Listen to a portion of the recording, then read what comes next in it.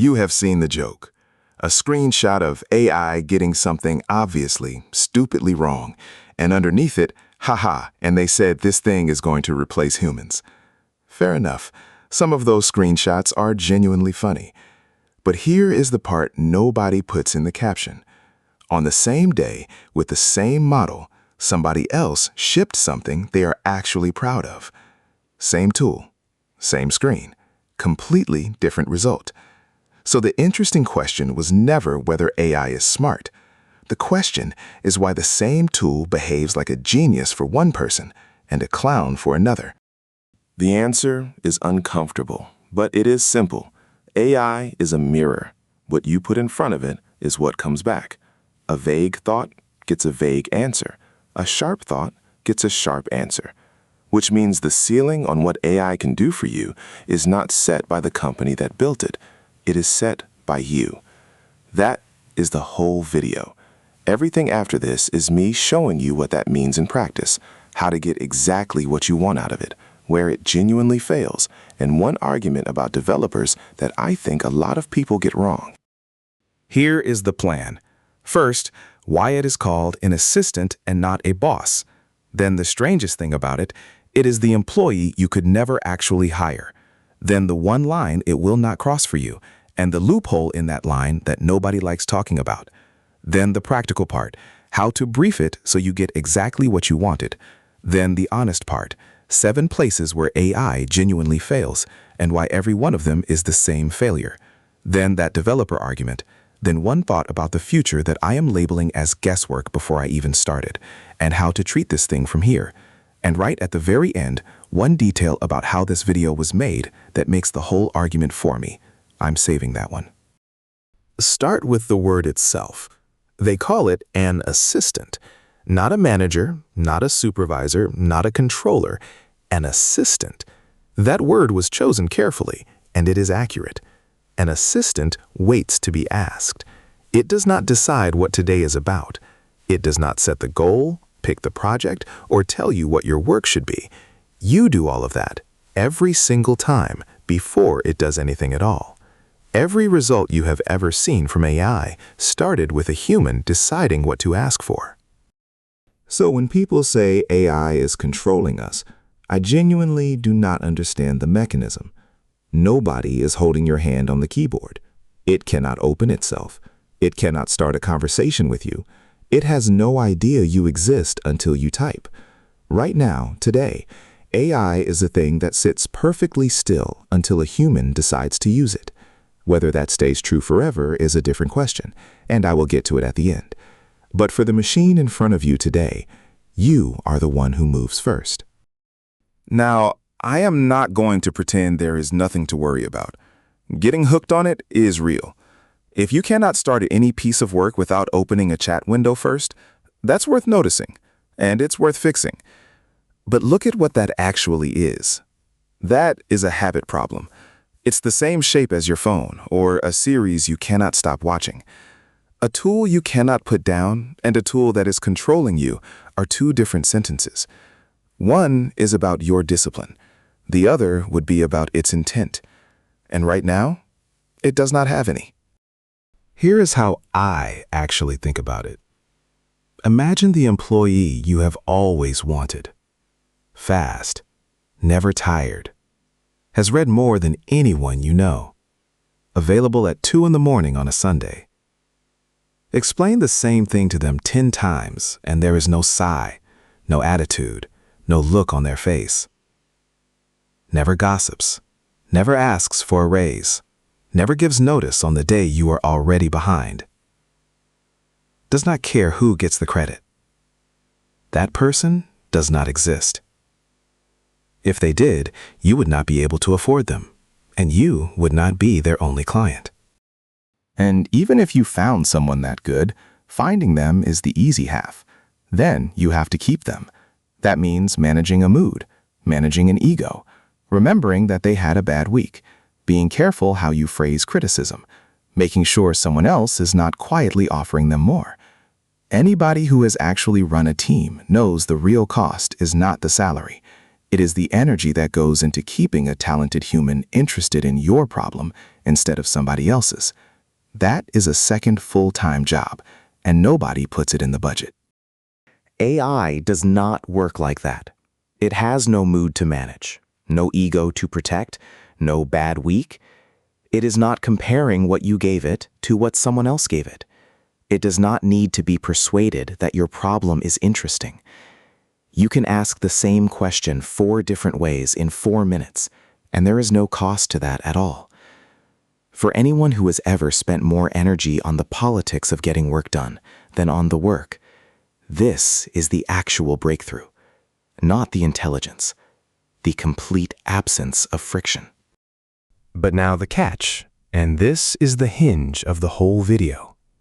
That same missing ego is also, but now the catch, and this is the hinge of the whole video.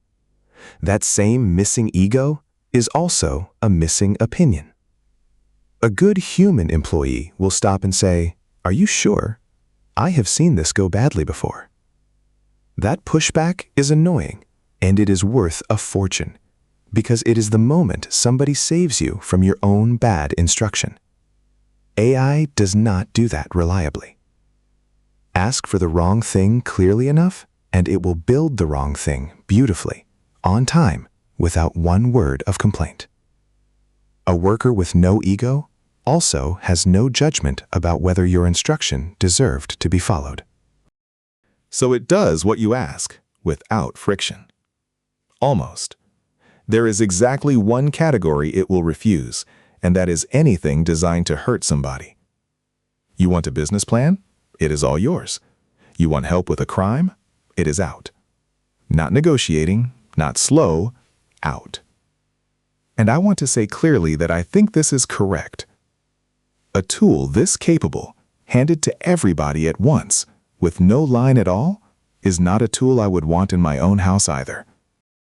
But here is the uncomfortable part, and it belongs in a video about where AI fails. That line is not drawn on your intention. It cannot be. It cannot see your intention. It is drawn on your wording, which means somebody who is very good with words, who knows how to frame anything as reasonable and win almost any conversation, sometimes gets further than they should.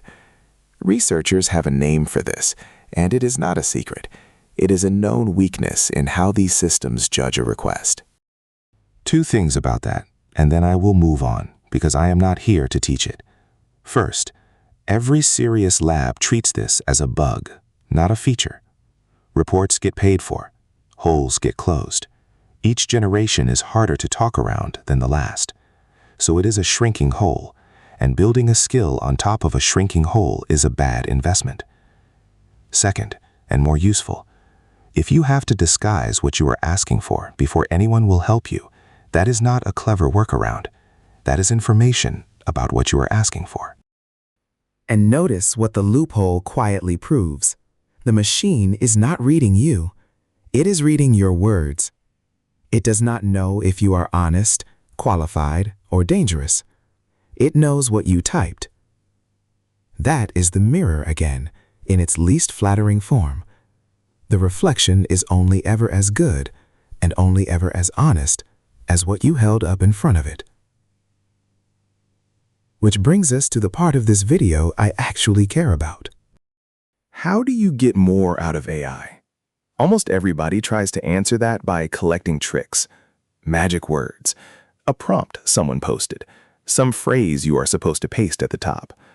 It helps a little, and then it stops helping, because tricks work on the surface, and the mirror is not on the surface. Get this one idea, and you will not need the tricks. AI cannot give you clarity you did not bring. It can give you speed, volume, patience, coverage, options. Clarity is the one thing it can only reflect. And the good news is, you already have the skill. It is not a technical skill. It is the one people call leadership, or just being decent at getting work done through other people. Think about the best boss you ever had. They told you what the goal was. They told you what the constraints were. They told you what finished looked like. They showed you one example of good. Then they got out of the way, and they checked the work when it came back. Whoever is getting extraordinary output from AI is doing exactly that. Same skill, different worker. So here is the bad manager, and I have been him. The whole instruction is, make me an app. No user, no purpose, no constraints, no definition of done. Then the thing comes back generic, and the reaction is that AI is overhyped. Be honest. If you handed that same sentence to a human developer on their first day with no other information, what exactly were you expecting? You did not get a bad answer. You asked a question that has no good answer. Now the same request, briefed properly. Who is it for? What one job it has to do? What it must not do? What you are building it with? What finished means in a sentence you could test. Notice that none of that is technical vocabulary. There is no magic phrase in there. It is just somebody who knows their own project describing it out loud. And that is the actual reason it works, not the format, the knowing. A few mechanics that follow from that. First, it knows nothing about your situation unless you say it. Not your code base, not your audience, not your budget, not the 4 things you already tried last week. People give it 2 lines of context and then feel cheated when the answer is generic. The answer was generic. A few mechanics that follow from that. First, it knows nothing about your situation unless you say it. Not your code base, not your audience, not your budget, not the 4 things you already tried last week. People give it 2 lines of context and then feel cheated when the answer is generic. The answer was generic because the question was. Give it the same background you would give a freelancer you just hired, and watch what changes. Second, and this one changed everything for me. Ask for the plan before you ask for the work. Say, before you write anything, tell me how you intend to do this. Now you are reading a paragraph instead of reviewing 400 lines. If the approach is wrong, you catch it in 10 seconds, at the point where it costs nothing to fix. Every bad AI session I have ever had went bad in the first step, and I did not look at the first step. Third, make it tell you what it assumed. Every answer you get sits on top of guesses it made about the parts you left out, and the answer looks equally confident whether those guesses were right or not. So ask, what? Third, make it tell you what it assumed. Every answer you get sits on top of guesses it made about the parts you left out, and the answer looks equally confident whether those guesses were right or not. So ask, what did you assume here, and what would you need from me to be sure? 9 times out of 10, one item on that list is the actual problem, and you have found it before it got baked into everything downstream. Fourth, small steps you can actually check instead of one giant ask. One giant ask feels efficient and is the most common way people end up stuck because when something is Fourth, small steps you can actually check instead of one giant ask. One giant ask feels efficient and is the most common way people end up stuck because when something is wrong, you cannot tell which part is wrong. 6 pieces you verified one at a time take slightly longer and leave you with something you understand. Understanding what you shipped is not a bonus. It is the difference between owning it and hoping. Fifth, and this is the strongest lever I know, show it one example of good. Not a description of good, an actual example. A paragraph written in the voice you want. A function written the way your codebase writes them. Fifth, and this is the strongest lever I know, show it one example of good. Not a description of good, an actual example. A paragraph written in the voice you want. A function written the way your codebase writes them. One page of a report shaped the way your client likes. Words like professional and clean mean almost nothing in a brief because everyone means something different by them. One real example is worth a page of adjectives. Sixth, make it argue with itself. Once you have an answer, ask it for the strongest case against that answer. Ask where this breaks. Ask what it would tell you if it thought you were wrong. You will not always get real pushback, but you get it often enough to be worth the 10 seconds, and it costs you nothing. This is the closest thing you have to that senior colleague who says, "Are you sure about this?" Except you have to remember to ask. That is the whole method, and it fits on one screen. Say who it is for and what job it does. Give the real situation. Ask for the plan first. Ask what it assumed. Work in pieces you can check. Show one example of good. Then make it argue against itself. Not one magic word anywhere in that list. It is a brief. The same brief that has always worked on humans. But if you want the honest answer to how do I get the most out of AI, it is not on that list. And it is not what people want to hear. Be excellent at your own work, your profession, your craft, your art, whatever it is you actually do. Because every single item on that list is really the same instruction. Know what you want, know what good looks like, and know when you are being handed something that is not it. That is domain knowledge. There is no prompt for it.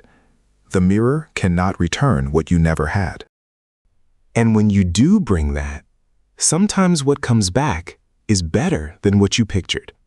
Not different, better. You sit there for a second and think, that is exactly it, and cleaner than I had it in my head. That feeling is real. And I want to be precise about what just happened. That was not the machine being brilliant on its own. That was your own clarity, handed back to you with the labor already done. Which, if you think about it, is a much better deal than magic. Magic you can. And when you do bring that, sometimes what comes back is better than what you pictured. Not different, better. You sit there for a second and think, that is exactly it, and cleaner than I had it in my head. That feeling is real. And I want to be precise about what just happened. That was not the machine being brilliant on its own. That was your own clarity, handed back to you with the labor already done. Which, if you think about it, is a much better deal than magic. Magic you cannot repeat. This, you can. Now the other half, and this is the half most videos skip, because if AI is a mirror, then some of what it does badly is your reflection, and some of it is genuinely the glass. 7 failures, not the fake ones people repeat like it cannot be creative or it has no soul. 7 real ones, the kind that cost you an afternoon or a client. And the reason to know them is not to be negative. It is that the failures have shapes, and once you know the shape, you see it coming. Failure 1, and the most expensive, it does not sound different when it is guessing. A human expert leaks doubt. They slow down, they hedge, they say, I think it is this, let me check. That signal is missing here. The same clean, confident sentence carries a fact and a fabrication. So it will invent a function that does not exist, a citation that was never written, a number that feels right. Rule I follow, anything checkable, I check. Names, numbers, quotes, anything I am about to say in public with my face attached. Failure 2. It cannot see your world. Not your screen, not your actual files unless you hand them over, not last Tuesday's meeting, not the thing your client said on the phone, not the library that changed its rules 3 months ago. It is working from a snapshot of the world plus whatever you pasted in, so it will confidently give you advice that was correct last year, and it has no way to know that it is not correct now. That gap is not stupidity, it is just blindness. And blindness is fixable by you. Failure 3. The longer the job, the more it drifts. On a short task, it is superb. On a long one, something you have been building for 2 hours across 40 messages, the constraint you set at message 6 quietly stops being honored. It renames the thing it named itself. It reintroduces a bug you already fixed together. It is not being careless, it is holding a very long conversation in one hand, and the important parts are not marked. So mark them. Restate the rules that matter. Keep the standing brief short enough to repeat. Failure 4 is the one I want you to take personally. It agrees with you too much. Push back on a correct answer with confidence and no new evidence, and watch how often it folds and apologizes. Think about what that means for a mirror. A mirror that flatters is worse than no mirror, because you walk out of the room more certain than you were, and nothing was actually tested. So do not use it as a jury. Use it as a sparring partner, and be suspicious of the moment it starts telling you that you are right. Failure 5, and this is the famous one, the error loop. You paste an error. It suggests a fix. The fix produces a new error. You paste that. Now the suggestion is bigger. 40 minutes later, you have 3 times the code and a worse problem than you started with. And I want to be fair about why. Because this one is real. And we are going to hear a lot more about it in the next section. The loop happens because it cannot run your machine. It cannot see the state, put a breakpoint anywhere, or watch the thing fail. It gets one line of text and pattern matches to the most likely cause. When the real cause is your specific setup, that guess is wrong, and every wrong guess adds code. The way out is not a better prompt. It is stopping. Say, do not fix it yet. Tell me what you think is actually happening and how we would confirm it. You just turned a guessing machine into a diagnosis, and diagnosis is the part that was missing. Failure 6.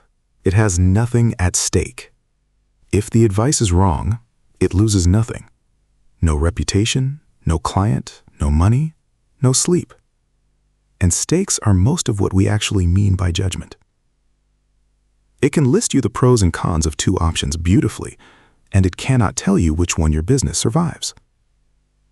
It does not know that this client is difficult, that this deadline is soft, that this one is not, that shipping lead here costs you more than shipping ugly. Someone has to carry that, and it is you. It always was. Failure 7. And this is where I will be careful, because people overstate it. It is strongest where there is precedent, and weakest where there is none. Standard problem. Mountains of prior work? It is remarkable. Something genuinely without precedent? A taste nobody has established? A market nobody has served yet? It flattens toward the average of everything similar. Sometimes the average is exactly what you needed. But if you are trying to make something nobody has made, the interesting part is still yours. And honestly, that is the good news. Look at all 7 together, and one pattern runs through them. Every single failure is the same missing ingredient: knowledge of your specific world, and something to lose. It hallucinates because it cannot check against your reality. It drifts because it does not know which of your rules mattered. It folds because it has no reputation to defend. It loops because it cannot watch your machine. So it fails, precisely and predictably, exactly where you are supposed to be standing, which is not a reason to trust it less. It is instructions for where to stand. Which brings me to a video I have not been able to stop thinking about. A coder, and I mean a real one, teaching and shipping since long before any of this existed, made a video with a very clear message. People are building apps and websites with AI and calling themselves developers, and they should stop.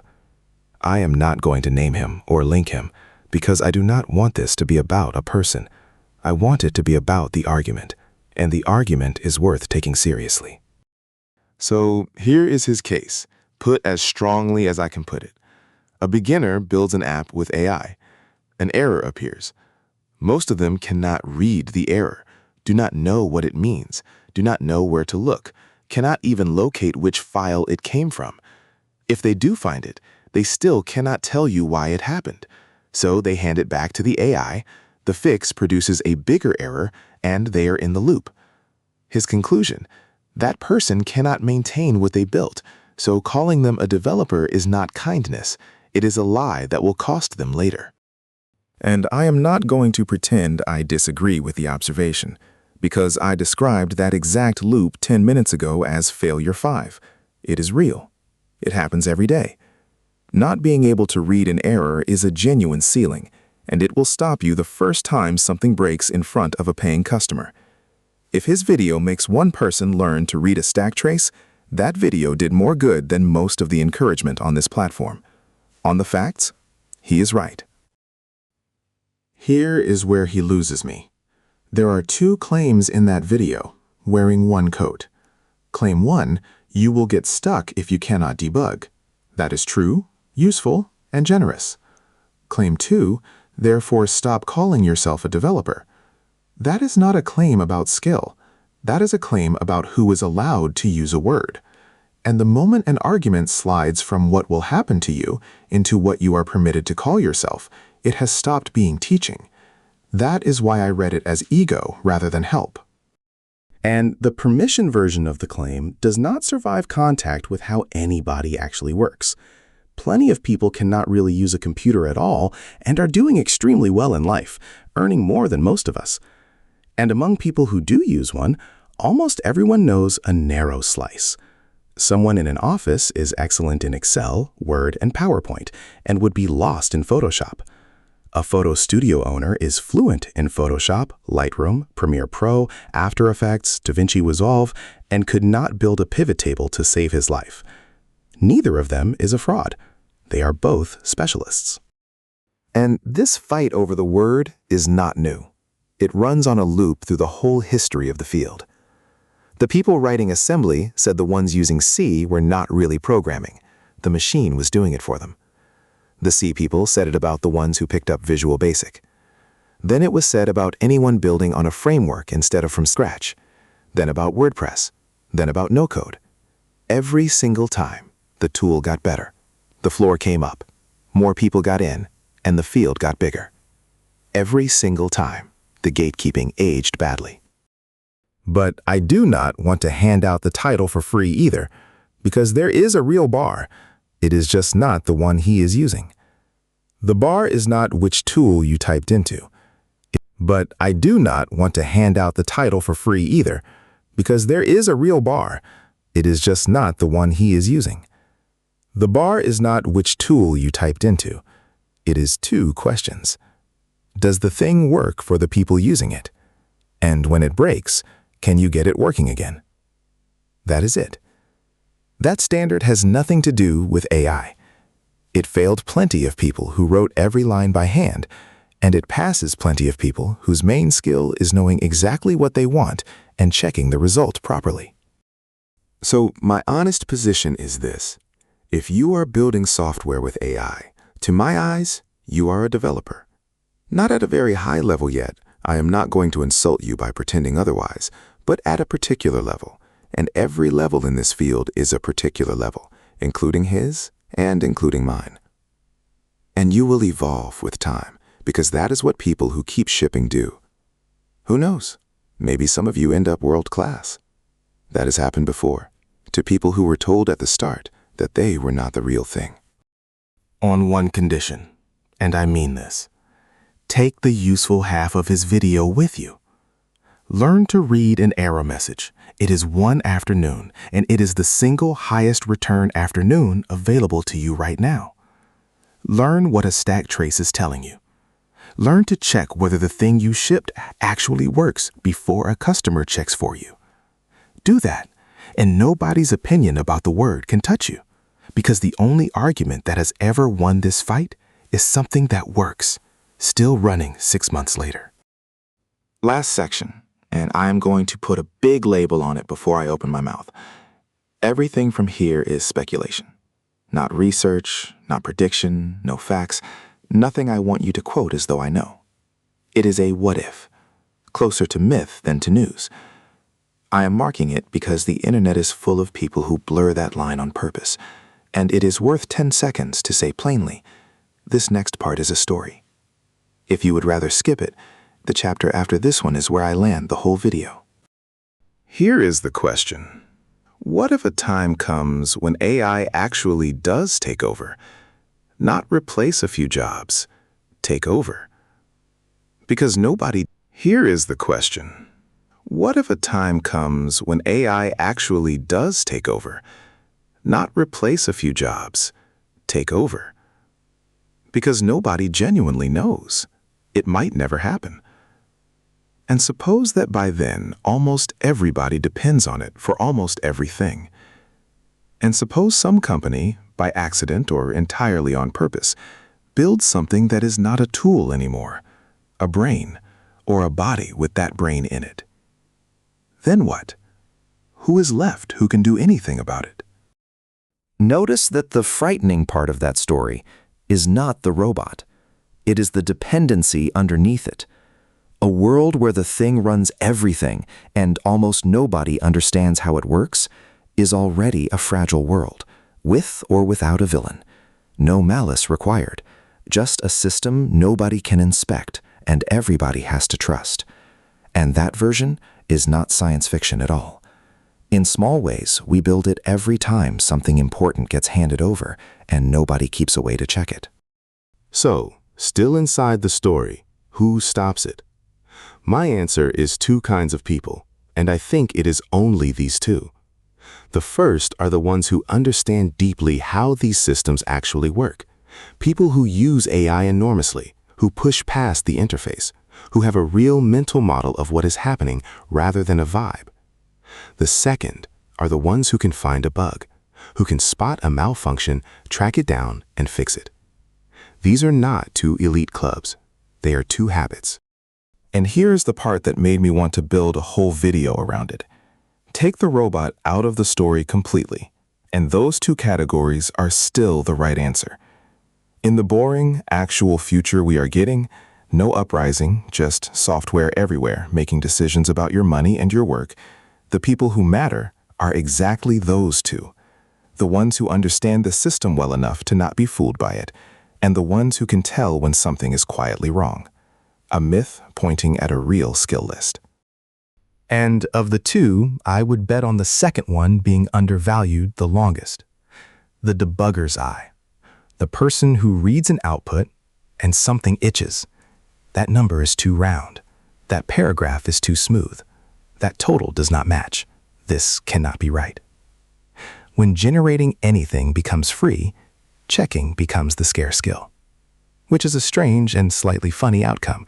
In a world full of machines that produce, the valuable human is the one who notices. And the last thing I like about that answer, neither category requires permission. Not a degree, not a title, not somebody on the internet agreeing that you count. Understanding how the thing works comes from using it seriously and staying curious about why it did what it did. The debugger's eye comes from being wrong a few hundred times and paying attention each time. Both are available to you starting today, whichever category the internet has decided you belong in. So let me turn this speculation into something you can use tomorrow, because that is the only reason it earned a place in this video. How do you treat this thing from here? Treat it as a mirror, not an oracle. Never ask it for the answer to something you have not thought about at all. Brief it, do not beg it. Use it heavily and stay curious about why it did what it did. Keep a way to check every answer that matters, and never hand over the one thing you cannot verify. And keep your own craft sharper than its guess. That is the whole relationship. Now, back to where we started. After all of this, plenty of people will still post the joke. Ha ha, this foolish AI is going to replace us. Now, back to where we started. After all of this, plenty of people will still post the joke. Ha ha, this foolish AI is going to replace us. And honestly, fine. Nobody controls anybody. There will always be people beyond anyone's expectations in both directions, and no one gets to shut anyone up. In fact, if people feel they are being shut up, they will find any opening to argue back, and there is nothing wrong with that either. Anybody can be wrong, including me, including you. And there is only one way any of this ever gets settled, not by winning the comments section, by action, by somebody doing the thing and the result being visible. And the action looks different for every person. For one, it is shipping an app. For another, it is landing the client. For another, it is quietly getting 8 hours of work done before lunch and telling nobody. That is the argument. Everything else is noise, from both sides, mine included. And one more thing, which is the most honest frame in the video. This whole video was made with AI. The script was drafted with it, from my notes and my argument. The voice you are listening to right now is synthetic. Every frame you have seen was generated by code. That is not a confession, it is the demonstration. Because none of the thinking was the AI's. The opinion about that coder was mine. The 7 failures came out of my own wasted hours. So if the point landed, if you got what I was trying to say, then it just made my argument for me. It reflected my thoughts. That is all it ever does. So 1 minute, the whole video. It is an assistant, not a ruler. And the word was chosen carefully. It is the worker you could never hire and never have to manage. It will hold one line for you, and that line is drawn on your wording, not your heart. You get more out of it by briefing it like a good leader, not by hunting for magic words. It fails, reliably, wherever your specific world and your stakes were the missing ingredient. Building with it makes you a developer at a level, and the only real bar is whether it works and whether you can fix it. And if the sci-fi ever arrives, the people who understand systems and the people who can find bugs are the ones who matter. So treat it like a mirror from here. Brief it, check it, and keep your craft sharper than its guess. And this whole video was made with AI, which was the demonstration, not the disclaimer. But if you forget everything else, keep this. AI is a mirror copy of you. Whatever thoughts you hold up, that is what it shows you back. Sharper and faster, but the same thoughts. Which means the honest answer to how do I get more out of AI was never about AI. Be the best at your work, your profession, your art, your knowledge. Then it hands you the best you have got, and sometimes something better than you knew you had. That was in you. It just did the typing. If this changed how you are going to talk to it tomorrow, tell me in the comments which of the 7 failures has cost you the most. I am genuinely curious which one wins. If you build things, subscribe, because that is what this channel is for. And whatever anybody tells you that you are allowed to call yourself, go and make something that works. This is Bite and Bolt. See you in the next one.